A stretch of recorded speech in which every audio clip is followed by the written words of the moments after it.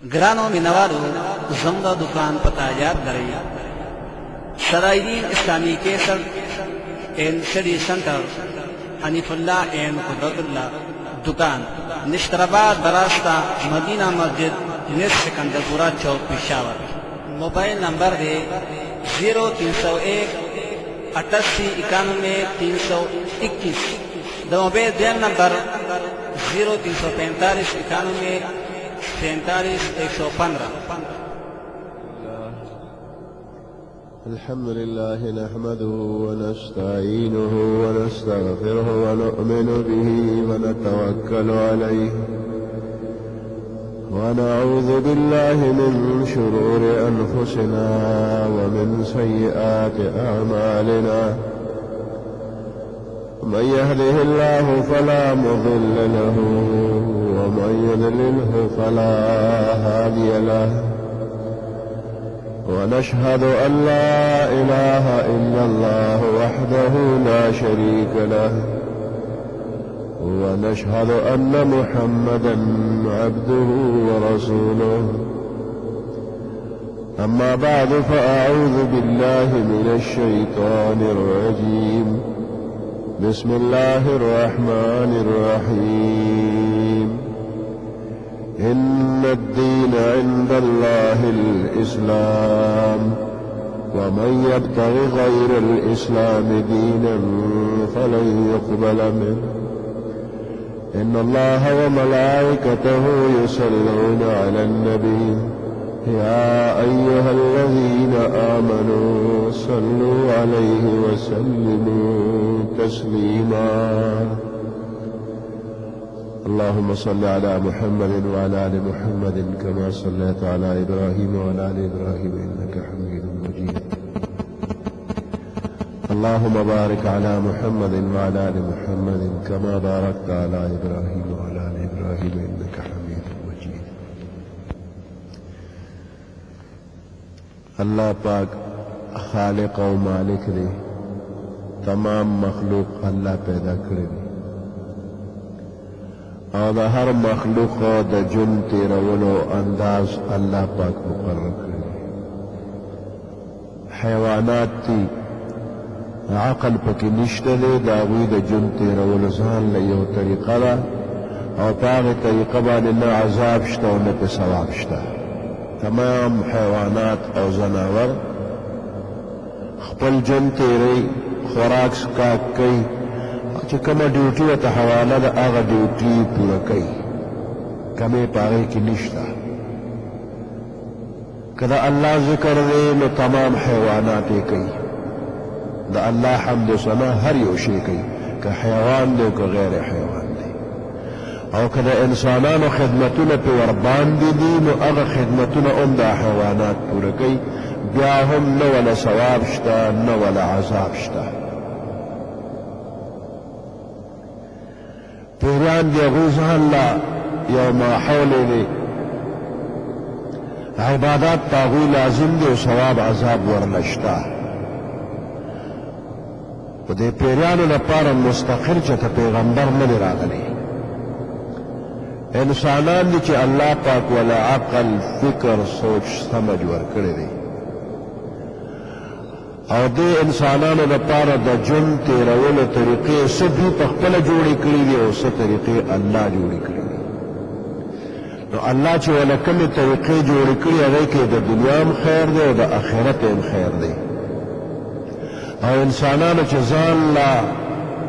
د ژوند تېرولو کومې طریقې جوړې کړي دي نو کله به ورته فایده او کله به نقصان اکثر به نقصان د انسان سوچ فکر محدود دی یو حد کې ډېر چاپېره بند دي نو یو ځای پورې نظر لګي بل ځای پورې نظر نه لګي چې څه ویني هغه ورته فایدې ښکاري خو چې هغه کوم څیز په نظر نه رالګي له هغې نه غافل دی هغه فکر نشي کولی د انساني فکر کمزور دی محدود دی په دې چې کوم نظام جوړېږي هغه نظام کې د دوی تاوان دی الله پاک یو نظام جوړ کړی دی او دغه نظام له نوم ایښی دی دین اسلام د انسان زندگی څه پکې عبادات دي څه پکې معاملات دي عباداتو کې لمونځ دی، روژه ده، حج دی، زکات دی، دا عبادات دي. نو یوازې دې عباداتو ته دین اسلام ویل ټیک نه دي. دا خدای چې الله پاک پیدا کړل نو په دې کې حرکت راوسته او د هغه حرکت نه وروسته د شپې او د ورځې نظام روان شو. د شپې او د ورځې نظام د دې ځمکې او د اسمان پیدا کېدو نه پس شروع شو. نو بیا شپه ورځ تېرېده، شپه ورځ به ختمېده، نو خاص مقدار چې تېر شي نو د سپوږمۍ نظام یې ورسره روان کړی دی. سپوږمۍ د دې ځمکې نه چاپېره حرکت کوي. نو 28 ورځې پس د دې یو چکر پوره شي. د سپوږمۍ چکر د دې ځمکې نه 28 ورځې پس پوره کېږي. یو کم دېرشمه دا پکې پټه وي، سپوږمۍ نه ښکاري، بلکل یو ځای کې نه ښکاري. نو کله 28 او کله یو کم دېرش، نو دا 28 او یو کم دېرش تېر شي نو ورپسې دېرشمه 29 یا 30 شپه تېره شي نو بله بیا گردش بل شروع شي. نو دې سره د میاشتو نظام شروع شو. د ځمکې او د اسمان پیدا کېدو نه وروسته د دې حرکتونو نه پس شپه ورځ او شپه ورځ نه پس میاشتې شروع. الله پاک دا نظام برابر کړي چې ټول کال 12 میاشتې وي. ان عدة الشهور عند الله 12 شهرا في كتاب الله يوم خلق السماوات والارض. بشك شمير د میاشتو ان عدة الشهور عند الله دا الله پني 12 شهرا 12 میاشتې.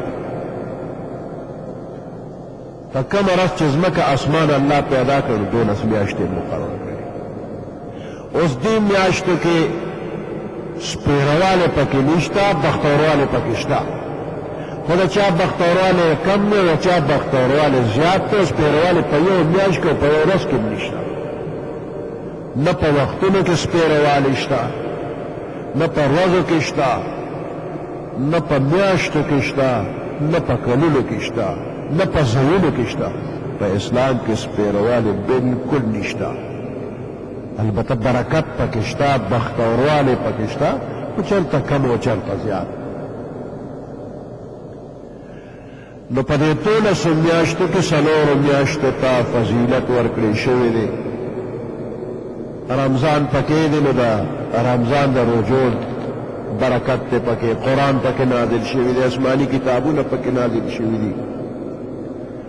د حج میاشت دی، نو هغې کې د حج فضیلت او برکت دی. خو د دې دا مطلب نشو چې دا 4 پکې بختوري دي، دا مبارکې دي،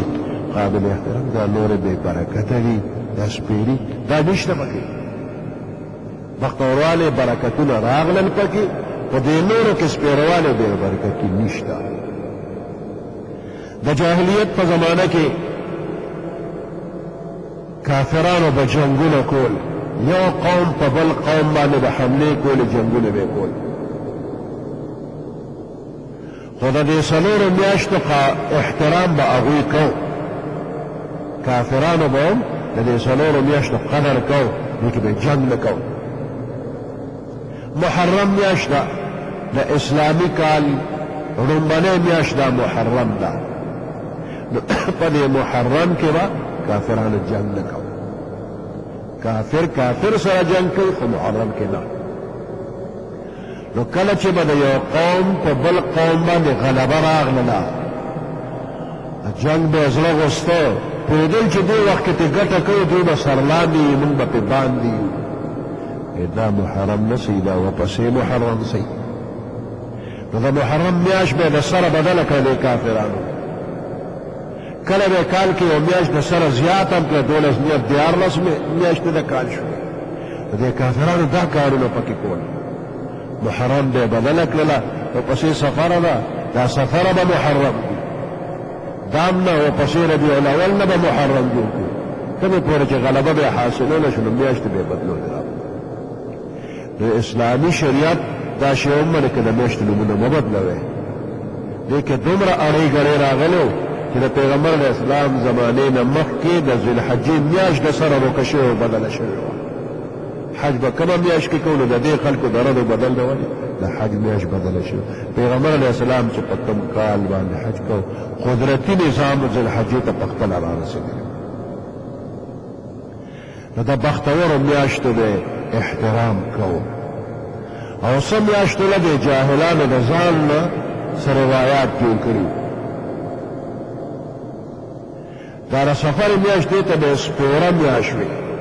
د سفر میاشت دا سپیره ده دې کې غمونه دي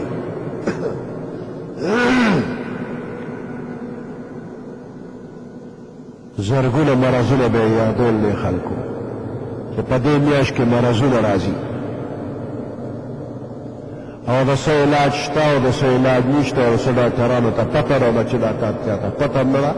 دا به د جاهلیت د زمانې خلکو ویل وی په دې میاشت کې دومره مصیبتونه راځي دومره مرضونه راځي دا د عربو د جاهلیت د زمانې خبرې وي او زموږ د پښتنو په علاقه کې وی په دې میاشت کې وړاندې شل ګوټ پیریان زموږ دې علاقو ته راځي اوس خلکو نه هېر شوي خو پخوا به دا وو وی شل ګوډه وړاندې دې میاشت کې راشي سفر میاشت کې نو ماښام نه وروسته دی وړو ته وی ګورې ګرځئ مه په پیریانو ماماګانو بختې کېدی ماماګانو ته د یرې نه وي یریږي ته نو ځکه ورته ماماګانو نو پیریانو ماماګانو باندې بختې کېدی دا به خلکو وي او دې بوډاګانو ښځه به ورته دا وی چې ماشومان که د څه ضرورت دپاره اوزي ګرځي ورته چې پاش خبردار نو پیرې که په ځمکه پروت یې به پاسي لار غلطه کړي دا خبرې نشته دا د جاهلانو خبرې وي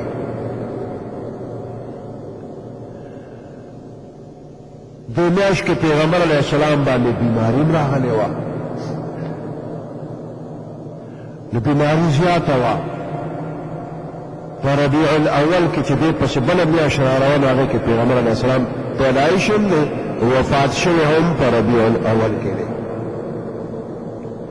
د پیغمبر علیه السلام بیماري وه د اخري چهارشنبه باندې د سفر د اخري چهارشنبه باندې د پیغمبر علیه السلام بیماري زیاته شوې ده زیاته شوه د پښتنو په علاقو کې دا ټکي خلک وایي چې اخري چهارشنبه باندې بیماري کمه شوه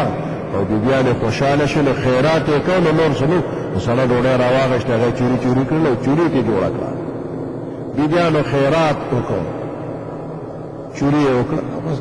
هغه خلکو کره خیرات یې ورکړه دا خبره نشته په اخري چهارشنبه د پیغمبر علیه السلام بیماري کمه شوې نه زیاته شوې وه الټه خبره خلکو جوړه کړله نو په دې میاشت کې چوریانې هم کوي د چوریانې نشته دی د پښتون قوم نه غیر بل څوک چوریانو د سره پېژني نه که چېرته دا شوې وه نورو قومونو ته هم دا روایت رسېدلی و نورو قومونو کې د چورۍ نوم قدرې نشته په پښتنو کې د چورۍ نوم شته بیا والا روایات هم جوړ کړي ذهن به دې ورچې او شوی دی په تاریخي روایات وغیره که ګورې که اسلامي کتابونه ګورې نو بیبیانو چورۍ نه ده کړې چورۍ نه قلار شوی په اخري چهارشنبه چوري نشته او د اخري چهارشنبې د صحتیاب کېدو دپاره یو روایت هم نشته بې اصل دی بنیاد ورله نشته دی قضا وی خو به خیرات کوو خو دا کوېدنې میدنې شوي واده شو نو دې ورځو کې دا دوستان یو بل کره لېږل کې د دې خوا اصل نشته دی چوري پخه شوله تیاره شوله او جینۍ کوېدل شوې نو دا به هغوی کره ولېږي او چې واده شو نو بیا د مور پلار په هغه کې نو جینۍ کره به ولېږي نو دا چوري پکې هم نشته نه د خیرات چوري شته نه د غم خادی چوري شته خو د جاهلیت د زمانې خبرې په خلکو کې چې یو ځل نه نوځي نو بیا ترې وتې نه شي دا میاشته مبارک ده په دې کې د خیر کارونه شوي دي نو جاهلیت زمانې خلکو به دې ته سپېره وي خو پیغمبر علیه السلام دې له نوم ایښلی سفر مظفر سفر مظفر مظفر د کامیابۍ میاشت ته وایي په دې میاشت کې واده خادي هم ښه دي د خیر کارونه پکې هم ښه دي او د شر پکې هېڅ هم نشته دی خو د جاهلیت د زمانې خلکو به دې ته سپېره ویل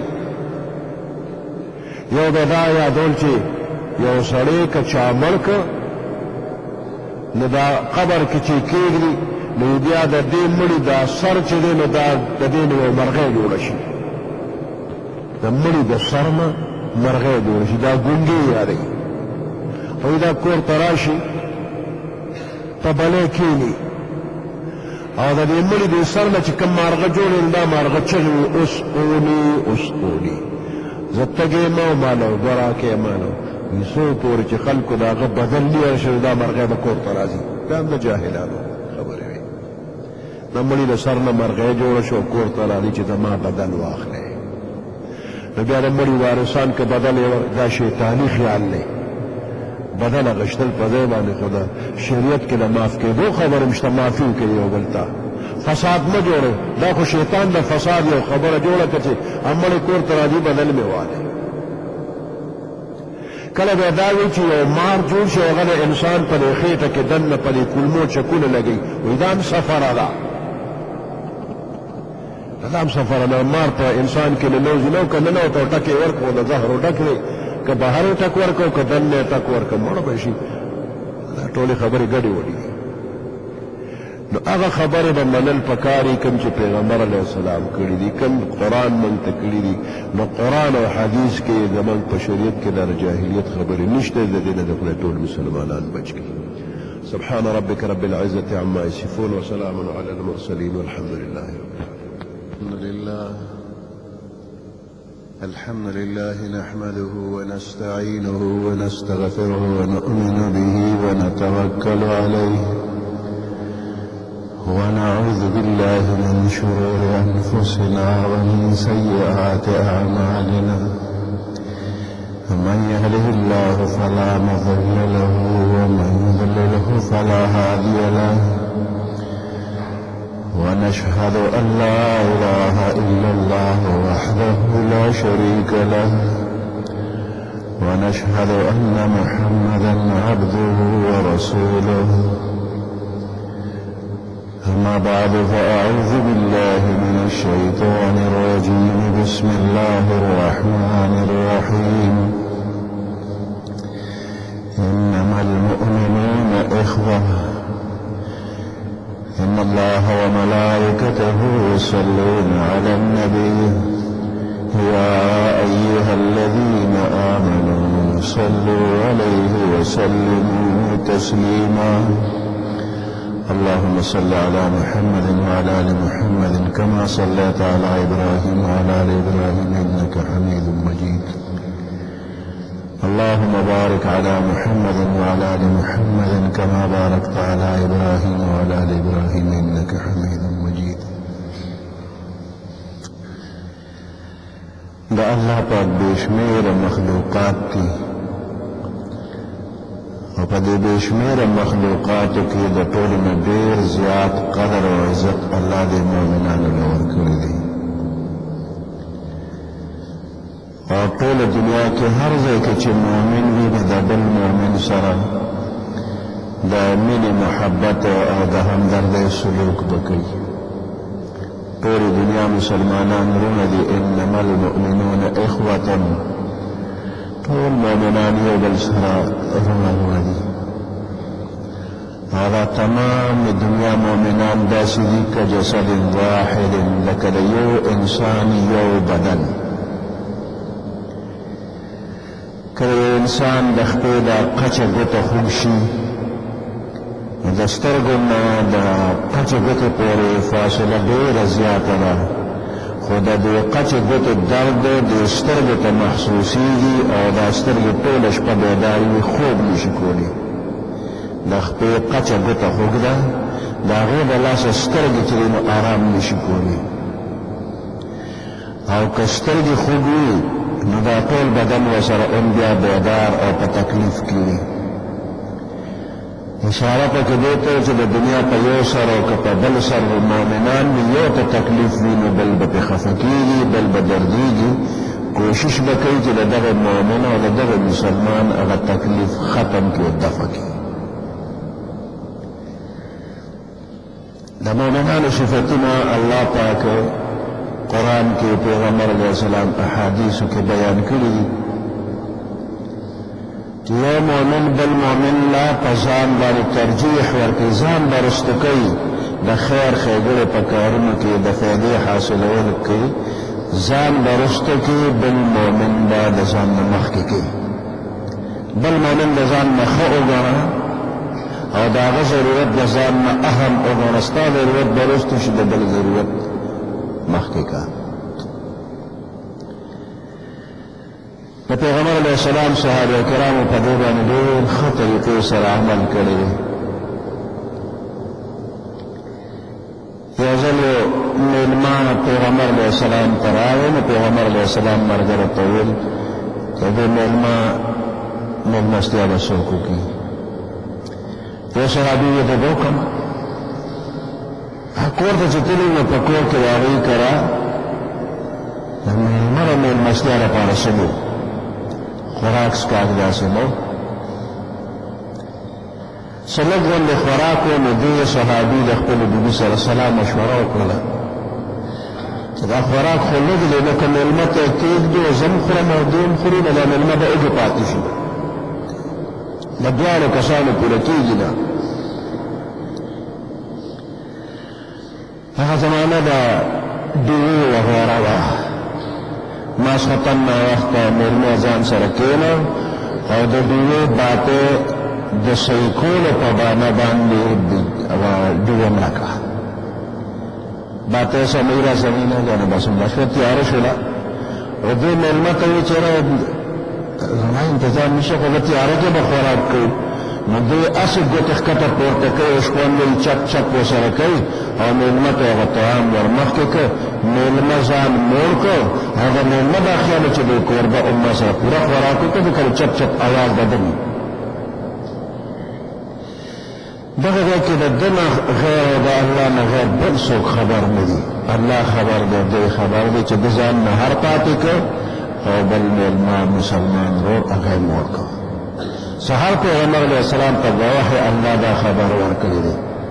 چې دې صاحب ځان نه هر پاتې کړی، مېلمه موړ کړ. ويؤثرون على انفسهم ولو كان بهم خصاصه، ترجیح ورکوي بل ورور مسلمان ته اگر که په ده خپله لږه تنده ده، هغه لږه تنده په ځان برداشت کوي، خو بل یې موړ کړ. دا یرموک غزا وه، ډېره سخته ګرمي وه، ګڼ صحابه کرام په هغې کې وو. یو صحابي چې کله جنګ قلار شو، نو اوبه ځان سره واغېستې او د تره زوی په دغه جهاد کې شامل و. نو میدان کې ګرځي چې د تره زوی نه که چېرته زخمي وي، اوبه غواړي چې اوبه وله ورکړمه. نو د تره زوی زخمي حالت کې ولید او هغې اوبه غوښتې، ډېر زر ورغی، اوبې ورته نږدې کړې، ها دا اوبه واله اوس کا. د تره زوی اوبو ته خوله کول چې دغه وخت کې خوا کې بل یو زخمي آه وکړه او اوبې غوښتې، د ما پرېږده دقې صاحب له ورشه، دا اوبه غله ورکړه. دا د ځنکدن تنده ده، ډېره سخته تنده ده، خو د دې ځنکدن په وخت کې بل غیر یې د ځانه مخکې که ماله مه راکړه، دې ورور له مې ورکړه. او چې کله هغه ته ورسېد او هغه خولې ته اوبه نږدې شولې، په دغه وخت کې خوا کې بل زخمي آه کړی، نو هغه یې ماله مه راکړه، دې بل له ورکړه. چې بل له ورسېد هغه روح پرواز وکړ، وفات شو. چې واپس دله راغی، د ده سان ووته او چې د خپل تره زوی ته اخر کې رسېد، هغه پرواز وشو. درې واړه د دنیا نه تګې لاړل، خو د ځان نه بل مخکې کوي. ويؤثرون على انفسهم، داسې وخت کې د ځنکدن وخت کې هغوی ترجیح ورکوي بل مسلمان له په ځان باندې. دغه احساس او دا جذبات په دې صحابه کرامو کې وو، په ټوله دنیا د هغوی بادشاهي وه. الله د ټولو مسلمانانو کې دغه احساس پیدا کړي. د مسلمانانو یو بل باندې حقونه دي، ځان به رسته کوي او بل له به ترجیح ورکوي. مسلمان چې مسلمان سره ملاقات وشي، دقه وخت کې د دوی په یو بل باندې حق دی. دوی به یو بل ته سلام کوي، دواړه به سلام کوي. خو چې کوم یو ابتدا په سلام وکړه، نو د ده ثواب به ډېر وي په نسبت د هغې بل روندې سلام کول دا سنت دی او جواب ورکول واجب دی. هر موقع کې د فرض د واجب ثواب د سنت نه زیات وي، خو په دې موقع کې د سنت ثواب د فرض او د واجب نه زیات دی. ابتدا بالسلام دی کې عاجزي ده. داسې یو بنده نه کوي چې بل مسلمان ته مخامخ شو سترګې لاندې ګوري چې د دې سلام وکړي نو زه به جواب وکړم. دې زمانه سبې سره خو نه چې زه به ورته ابتدا کې سلام کوم. دقه لوی تکبر دی، په دې لوی تکبر خو شیطان تباه شو. نو که تا نه کشر دی که تا نه مشر دی، که د وړې درجې دی او که د لویې درجې دی، ابتدا بالسلام ته کوه. پیغمبر علیه السلام په هر چا باندې په سلام کې مخکې شوی دی چې څوک به مخامخ کېدل نو پیغمبر علیه السلام ابتدا بالسلام کوله. صحابه کرامو ته د مخکې کېدو موقع به هم ورکولې، خو ابتدا بالسلام د پیغمبر علیه السلام کوله. نو په سلام کې د سلامتیا معاهده ده، یو مسلمان چې ستا نه سلامتیا کې او ته زما نه سلامتیا کې، زما ستا په منځ کې صلح او سلامتیا ده. او دا د کامل مؤمن صفت دی. المسلم من سلم المسلمون من لسانه ويده. کامل مسلمان هغه دی چې بل مسلمان د ده د ژبې او د لاسو د ضرر نه بچ. یو مسلمان که د بل مسلمان نه مشوره غواړي نو دا مشوره ورکوونکي بنده دې به ښه سوچ فکر کوي چې زه کومه مشوره ورکوم نو دا د ده لپاره فایدې والا ده که نقصان والا. نو د نقصان مشوره به چرې نه ورکوي، د فایدې مشوره به ورکوي چې دا هغه ته خیر ورسېد، دا شوله لکه د ده د طرف نه دا صدقه وشوله، دله د صدقې ثواب ورکېږي په دې صحیح مشوره باندې. او که صحیح مشوره ورنه کړله نو دې بنده خیانت وکړ، دا خیانتګر بنده دی. او چا چې څومره خیانت وکړي نو د قیامت پر ورځ به پې اق او جنډه لګېدلي وي. دوکهباز او خیانتګر بنده دې به داسې په څلورګولي وي، مسکور به رواني، نیغ به نه روان، په ځمکه مسکور به رواني په څلورګولي.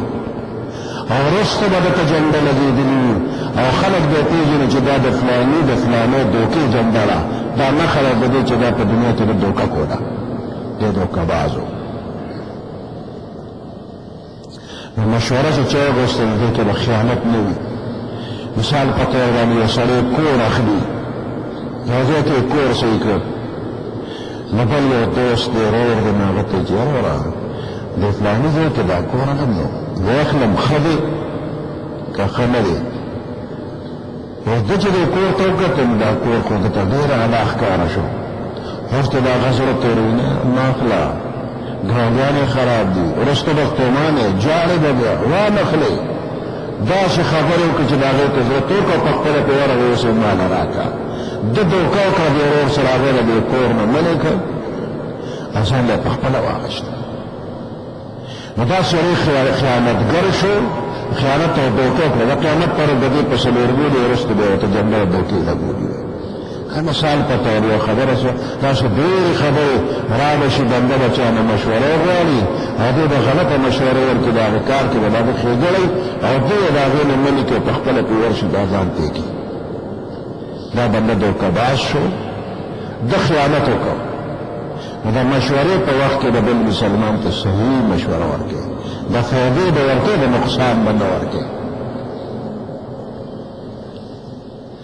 مسلمان بیمار شو نو په بل مسلمان باندې دا حق شته چې دی د تپوس پوښتنه کوي. بیمار کرسي دا سنت طریقه ده. پیغمبر علیه السلام دا په ګاونډ کې د کافر تپوس هم کوو. د ډېرو یهودیانو تپوس دپاره پیغمبر علیه السلام تللی دی. یو هلکو یهودي هلکو پیغمبر علیه السلام یې له تپوس نه لاړه، کټ کې پروت و، پلار ورته د تورات تلاوت کو، مسلمانان بیمار ته د قرآن شریف تلاوت کو. نو هغه ته پلار سر ته ناست و او د تورات تلاوت یې ورته شروع کړی. پیغمبر علیه السلام ورغی، تپوس پوښتنه وکړه. هغه تپوس پوښتنه وکړه او دغه وخت کې دعوت د اسلام هم ورکړه مسلمان شه کلمه ووایه هغه لږ داسې مخ واړه پلار ته وکتل پلار یهودي په دغه وخت کې الله رحم وکړه هغه ته د پیغمبر علیه السلام خبره ومنه اجازت یې ورته وکړه او هغه هلک کلمه وویله مسلمان شو پیغمبر علیه السلام واپسو کې ملګرو ته وایي چې الحمدلله زما په وجه باندې دا هلک د جهنم نه خدای بچ کړ نو تپوس پوښتنه د یهود هم شوې ده د ابوجهل غوندې غټ کافر تپوس پوښتنه پیغمبر علیه السلام کړې ده په ټوله دنیا کې کافران خو به ډېر زیات وي او وي ده خو درجه د کفر د ابوجهل د ټولو نه زیاته ده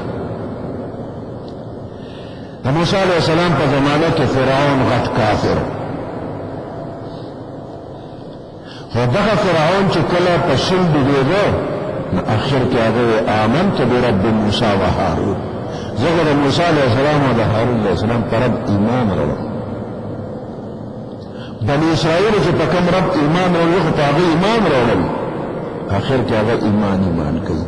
جبرائیل علیه السلام خطا راواغېست په خولې کې ورته ور وتپله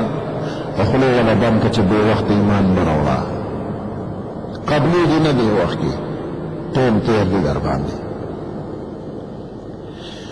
دا د موسی علیه السلام د زمانې فرعون غټ کافر خو د ده نه د غټې درجې کافر ابوجهل دی ځکه زموږ د پیغمبر علیه السلام درجه د موسی علیه السلام نه زیاته ده نو د موسی علیه السلام د دشمن نه زموږ د پیغمبر علیه السلام دشمن هم په درجه کې ډېر اوچت دی ابوجهل چې کله مړ کېده نو هغه شوی بدر میدان کې زخمی حالت کې پروت ته دوه ماشومان والدي عبدالله بن مسعود رضی الله تعالی عنہ پیغمبر علیہ السلام ولیږي د ابوجهل حال باندې راوړه عبدالله ابن مسعود په میدان کې وګرځېده ابوجهل یې معلوم کړ ابوجهل د خپلې زمانې غټ بدماشو خلک به تېرېدل خو عبدالله ابن مسعود وی دغه وخت کې زه نه یېرېدم زما زړه کې هېڅ قسمه یېره عدم نه وه وی ورلمه دا ابوجهل دغه وخت کې نخرهباز دی عبدالله ابن مسعود ته وی ګډبه ګټه چا وکړه دی ګډبه نه و خدا ورته راټوکې نه ګډبه ګټه چا وکړه هغه ورته وی ګټه الله د الله رسول وکړه وی څه له رالې دې له عالم تا مې سره پرې کومه وی ښځه دوه خبرې درته د اخري وخت کې کومه چې زما سر پرې کې نو دا به د نورو سردارانو د سرونو سره پرېږدي زما دا سر به داسې د اوبو سره پرېږدي چې دا غټ ښکاري چې نورو سردارانو سرونو سره پرېږدي دا پکې د غټ سردار سر ښکاري دا غرور او تکبر دی اخر وخت تکبر دویمه خبره ده چې دا ته ورته پیغمبر وی نو ده ته به وویل چې زما تا سره مخکې څونه دشمني او نفرت نن هغه دشمني او نفرت د هغې نه انتهایي زیات دی اوس مې نه یې خوښه ګوره د موسی علیه السلام فرعون خو آخر کې ایمان راوړم نو زموږ د پیغمبر علیه السلام د زمانې فرعون ابوجهل ایمان نه د نفرت اظهار کوي ډېر خراب و خو دې خراب نه هم پیغمبر علیه السلام تپوس پوښتنې لګته د بیمار تپوس پوښتنه سنت طریقه را کله چا سره لګي نه سترب ګډېږي ورسره په غله کې ریښې وي د ابوجهل نه خو به خراب نه که نه د موجوده زمانې دا مسلمان ورور که ډېرې د سره اختلاف دی د ابوجهل عمره خراب نه دی نو تپوس نه یې ورشه زموږ پښتنو کې کله شیطان کار وباسي د دوو کسانو یو بل سره اختلاف راشي نو وایي که مړ شم نو فلاني ته مې مخ په کفن کې نه ښیه دا د ابوجهل نه غټه درجې ته رسېدلي دي دا مه وایه که مړ شم نو فلاني ته مې مخ کفن کې مه ښیه زما جنازې له دې نه راځي ما ته یې مه راپرېږدې او وروسته دا جاهلان خلک وصیت یې کړی دی مه یې پرېږده دا وصیت غلط دی ورورولي قائمه که انما المؤمنون اخوة مؤمنان خو ټول ورورونه دي ټول مؤمنان ورور ته آخر کې ما ته مړه کړو الله مې ورته مخه جنازې له نه که مړ شوی جنازې له نه ځم نو دا مسلمان که ډېر هم خراب شم د ابوجهل درجې ته خو نه رسي نو ده تپوس پوښتنه هغه سمدم مسلمان تپوس پوښتنه لازمي ده ویې که ثواب پکې شته یو بنده چې د ثواب په نیت باندې د بل مسلمان تپوس پوښتنې له لاړ د سحر په وخت کې لاړو نو ماښامه پورې د رحمت فرشتې راشي او بیا زره او د مغفرت دعاګانې دې بنده لپاره غواړي په جنت کې ونه باغ هم جوړوي او که د ماښام تپوس پوښتنې له لاړې نو تر سحره پورې او بیا زره فرشتې مغفرت دعاګانې غواړي یوه فرشته چې ورته دعا کې دا اندېښنه ده خو دا اویا زره فرشتې ستا د عزت لپاره الله رالېږي که دا یو ډله رانه لېږي نو د الله مهرباني څه کمه خو نه ده خو د دې بنده عزت کې نو دا اویا زره فرشتې الله رالېږي دا پخواني بزرګان د ثواب دپاره ډېر حرص به یې کوو په اوړي کې ورځ لویه ده نو د اوړي به د سهار تپوس نه تلئ او د ژمي شپه اوږده وه نو د ژمي د ماښام تپوس پوښتنې نه تلئ د بیمار تپوس سنت طریقه ده او د دې ځان له مستقل آداب دي هغې آدابو باندې عمل وکړه چې چا تپوس له ورشي نو هغه ته ووایه امید دې خدای به دې جوړ کړي کمرینو ام ته تا ته څه پته لګي چې دې مري خو که علامه ده چې مرینو ام ووایه خدای به دې جوړ کړي فلانی ستا نه ډېر بیمار و ګوره هغه دغه څنګه تکړه دی الله جوړ کړه تا به هم جوړ کړي فلانی بیمار هم جوړ شو فلانی هم جوړ شو ته د هغوی نه څه ډېر بیمار خو نه تا به خدای ښه کړي په دې خبرو د ده زړه ښه شو او د دې بیمار دعاګانې قبلېږي نو تا ته چې ما ته هم دعا وکړه ستا دعا قبلېږي ما ته دعا وکړه دا ورته وایي ما ته وکړه ته هم ورته وکړه او تا ته دې دعا وکړي دې بیمار سره ډېر مختصر وخت کښېنه د هغه ته به تسلي دې وشي او بیا دعا وکړه روان شه دې ډېر مه کښېنه ځکه کله کله د دې بیمار بعض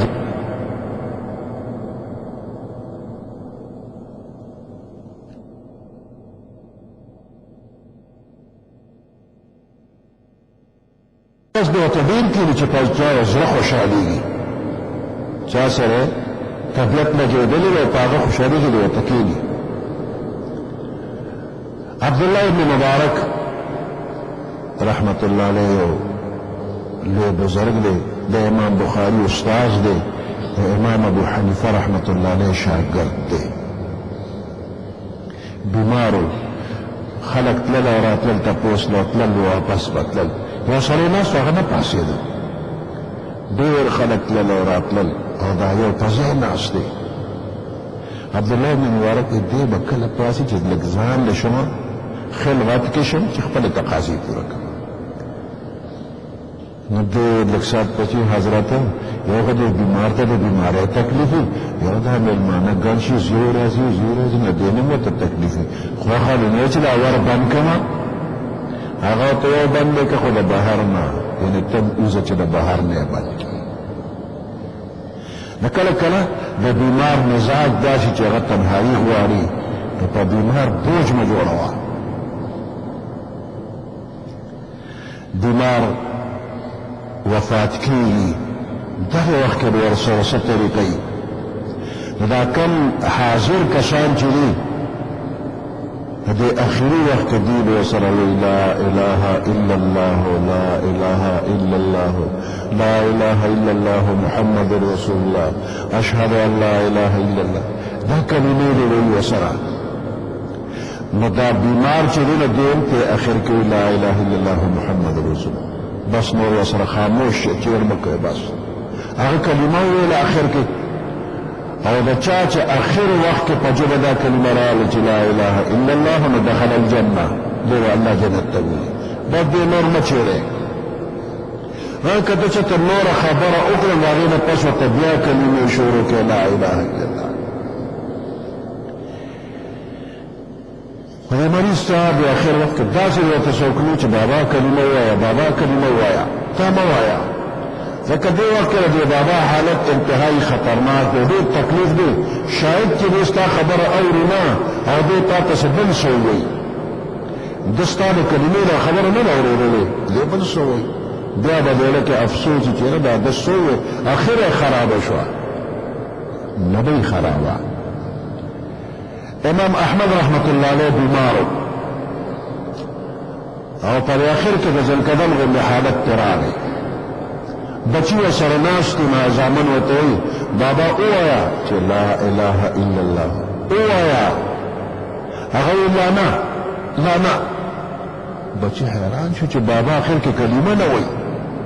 موږ ورته چې کلمه وایي نو بابا کلمه نه وایي. ډېر خفه شو. لږ ساعت چې تېر شو نو د بابا ځنکدن ختم شو، ټیک ټاک شو،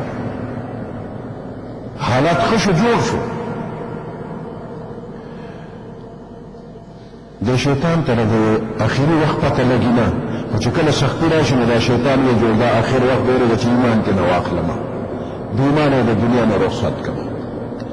چې د بابا حالت ښه شو نو دا بچي ویل راغلی بابا تا ته خو مونږ وایو چې کلمه ووایه نو تا وایې چې لا نه، نو دا د ولې مې ویله کلمه؟ هغه ته یې نه مې لیدلې او نه مې ستاسو خبره اورېدلې ده، ما خو تاسو لیدم نه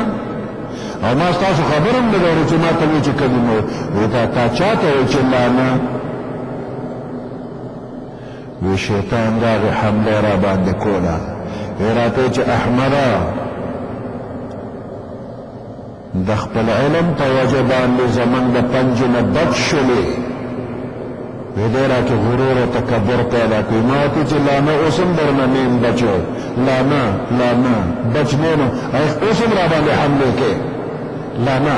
وی دا خو ما هغه سره خبرې کولې، نه مې تاسو لیدلي او نه مې ستاسو خبره اورېدلې ده. ګوره دې دی که هغه بل چا سره خبره کوي د بچو ذهن کې راغله چې بابا څه وایي. نو که تاسو هم چا سره ناست نو دا به ورته نه چې بابا کلمه ووایه، هغه یې ویلې نه نه ته یې دی ما ته هغه بل څه ویلي. اخري وخت کې که غلطه خبره د خولې نه وته نو معاف د بنده، که تاسو چا نه غلطه ورلې هغې پرچار به هم نه کوي چې فلانې مړ کېدل هغه خو داسې غلطه خبره کړې وه.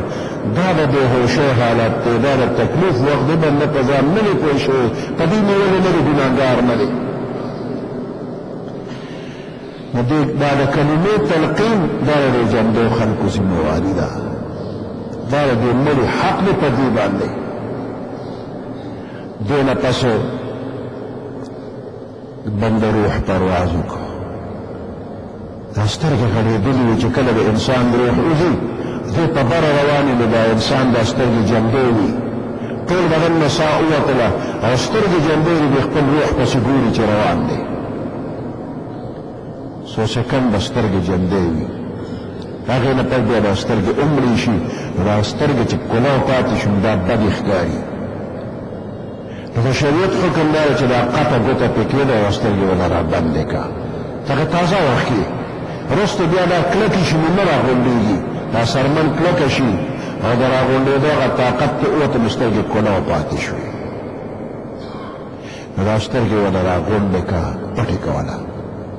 دا جامې دا رګونه سس شو نو دا لاندې جامه وتښتې نو خوله وازه پاتې شوه، نو دا زنه ونه وتړه،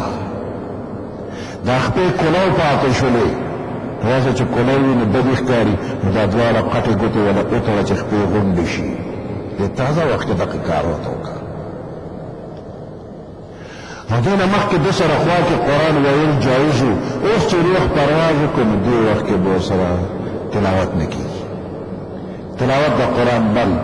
او که یوه بیماره ښځه ورسره ناست نه وي نو دغه ځای نه پاس شي، حیض والا ښځه نفاس والا ښځه هغې ته نه پاس شي.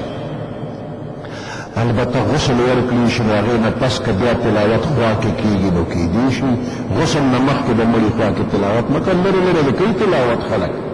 سبق د وایي ثواب دی وربخي، دغه وخت کې هم ثواب رسي، وروسته هم رسي ورته. دې نه پس غسل او کفن او جنازه وغیره وغیره دا ټول د مسلمانانو په یو بل باندې حقونه دي چې د بل حق د ادا که ستا حق به ادا شي او د الله له طرف نه اجر او ثواب به هم ملاویږي. خو دا تا خپله ذمهواري وکړله ذمہواری دی پورا کړه په دې به په چا باندې احسان نه کړي و بیمار تپوس شي د هغه خدمت شي په چا باندې احسان نه د الله احسان په ځان ومنه چې مال توفیق راکړه دا کارونه سبحان ربك رب العزة عما يصفون وسلام على المرسلين والحمد لله رب العالمين